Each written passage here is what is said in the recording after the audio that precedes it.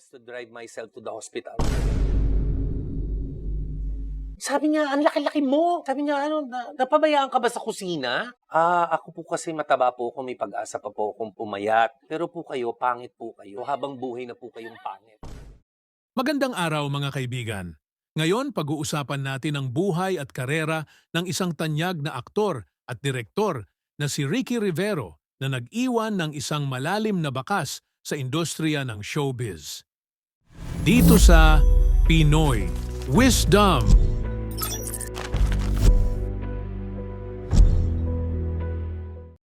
Si Ricky Rivero ay ipinanganak noong Mayo 7, 1972 at nagsimula siyang pumasok sa mundo ng showbiz bilang isang child actor. Unang sumikat si Ricky noong 1986 bilang isa sa mga miyembro ng That's Entertainment, isang sikat na youth-oriented variety show na pinangungunahan ni German Moreno. Sa pamamagitan ng programang ito, nakilala siya ng publiko bilang isa sa mga batang artista na may potensyal sa larangan ng pag-arte.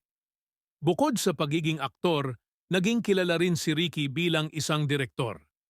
Isa sa mga notable projects niya ay ang pagdidirect ng mga teleserye tulad ng Eva Fonda at Forevermore. Pinatunayan ni Ricky ang kanyang talento sa likod ng kamera, at ito ang nagbigay daan sa kanyang tagumpay bilang direktor. Sige, kumain ka lang. Tsaka ano naman ang gagawin mo sa kayamanan kung mag-isa ka lang sa buhay?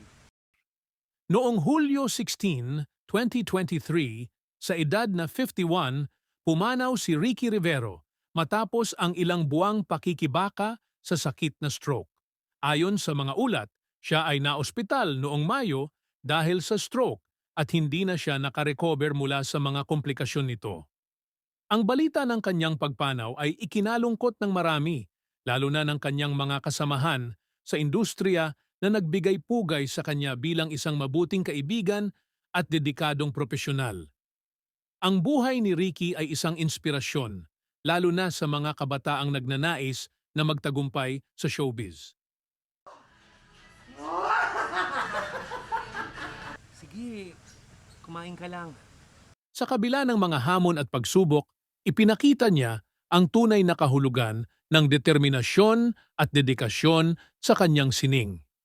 Sa pagtatapos ng video na ito, nais naming tanungin kayo, paano nakatulong sa inyong buhay ang mga proyekto ni Ricky Rivero? At ano ang inyong masasabi sa kanyang pamana sa industriya ng showbiz? Magbahagi ng inyong mga opinyon sa comment section at pag-usapan natin ito. Maraming salamat sa inyong panunood. Dito lang yan sa Pinoy Wisdom.